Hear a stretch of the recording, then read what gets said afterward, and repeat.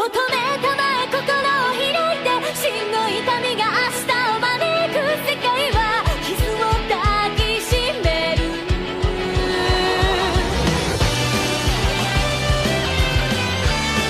everyone, and welcome back to the channel. Today I want to talk about anime that left a big mark in the horror and mystery genre. It's called When They Cry, or Higurashi no Nakara Koni in Japanese. This anime may look like a cute slice of life show at first, but don't let that fool you. It turns into something very dark very quickly.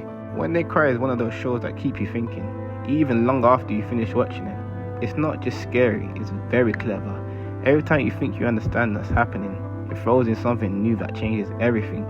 So if you're a fan of mystery, mind games, deep character stories, and a little bit of horror, then this anime could be exactly what you're looking for. I'll be going through the story, the structure, the characters, and why this anime is unique and unforgettable. And don't worry, I'll keep the language simple so it's easy to follow along. So grab a snack, sit back, and let's dive deep into the world of Hinimazawa. When They Cry is a horror/mystery anime that first came out in 2006.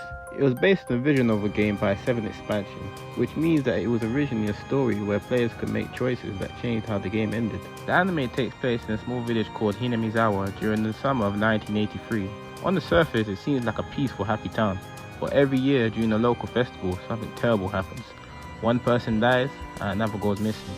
The locals call it the curse of the Oishiro-sama, the village's mysterious guardian god. The main character is a teenage boy called Keiichi Mirabara, who just moved to Hinamizawa and quickly becomes friends with 4 girls at the new school: Rina, Meion, Satoko, and Rika. They spend their days playing games, laughing, and acting like normal kids. But soon, Keiichi starts noticing strange things.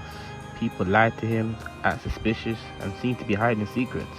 The peaceful village slowly turns into something terrifying.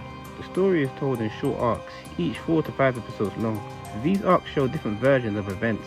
Sometimes they end in murder, sometimes they end in tragedy, but when a new arc starts, it's like everything restarts, like the previous story never happened.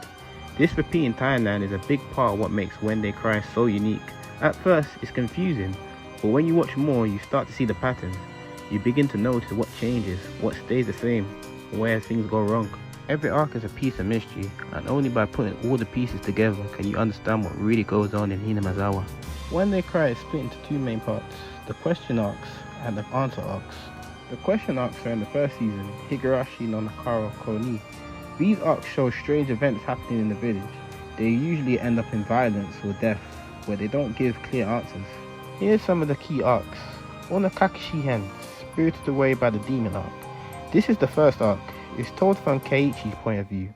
He starts to notice that his friends are acting strange, especially Reina and Meion. As he tries to understand what's happening, he becomes more paranoid. This arc is a slow burn, but ends in a shocking way. Then there's Watanagashi Hen, Caught and Drifting arc. This arc focuses more on Meion and her twin sister, Shion. The story drives into the Sonseki family, one of the most powerful families in the village. It includes some of the most creepiest scenes in the show, and raises many questions about who can be trusted. Then there's Totorogashi Hen, Cursed Killing arc. This one is about Satoko and her troubled home life. Keiichi tries to protect her, but things get out of hand. This arc is emotionally heavy and shows how hard it is to fix things when the village's dark traditions are involved. Then there's Himetashi Bushi Hen, Time Wasting arc. This arc is told from a view of a detective. It's shorter than the other arcs, but very important. It gives new clues to help explain the bigger picture.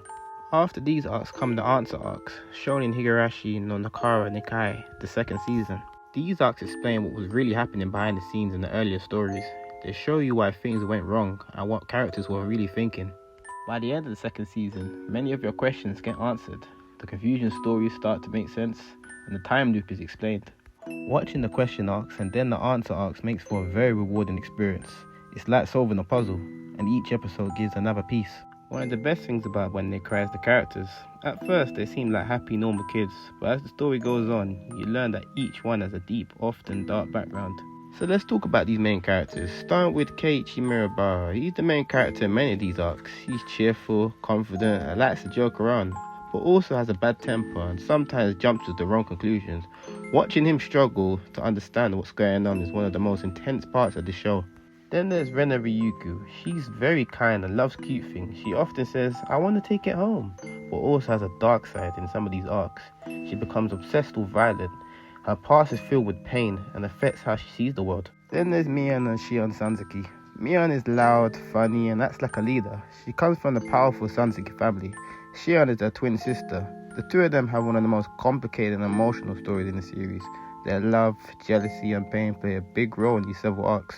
Then there's Satoko Hojo. Satoko is playful and loves to prank people, but her home life is very sad. She suffered from abuse and has lost many people she cared about.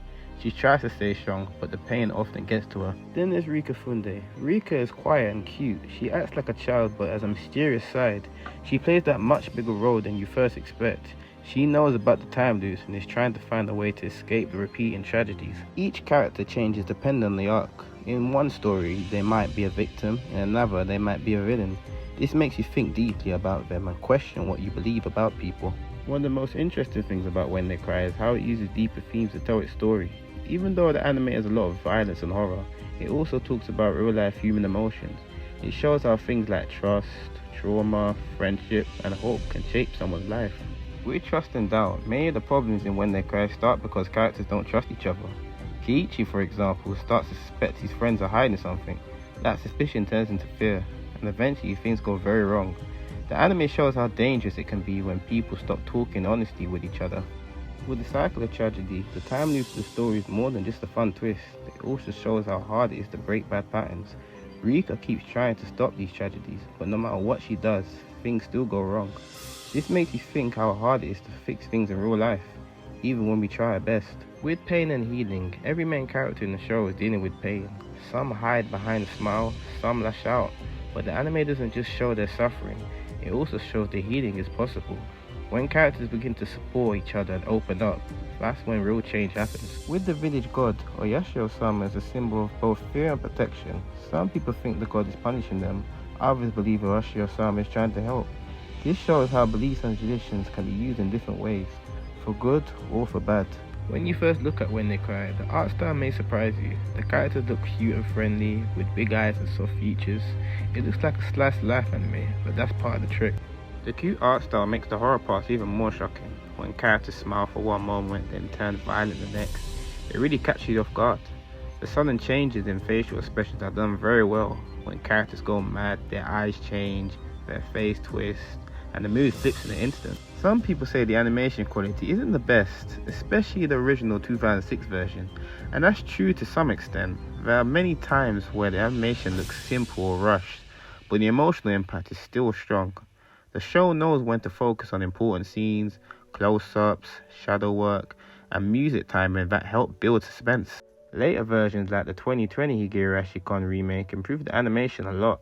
The colors are richer, the designs are sharper, and the horror scenes look more intense. But even with the better graphics, the original still has that creepy charm that many fans love.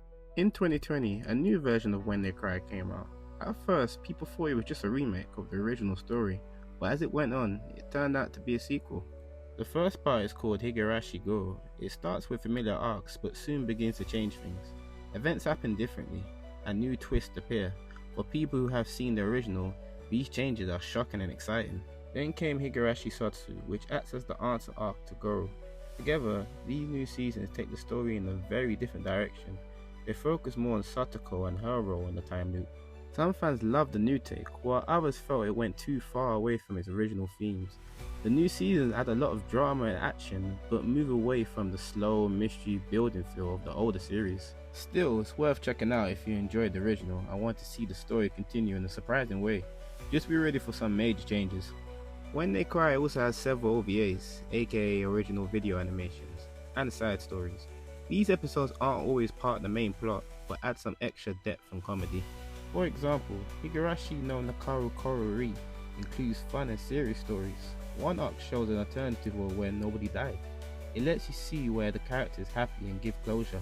For Higurashi no Naku Koro Kira is more comedy focused. It's lighter and more fan service oriented, so it's not for everyone.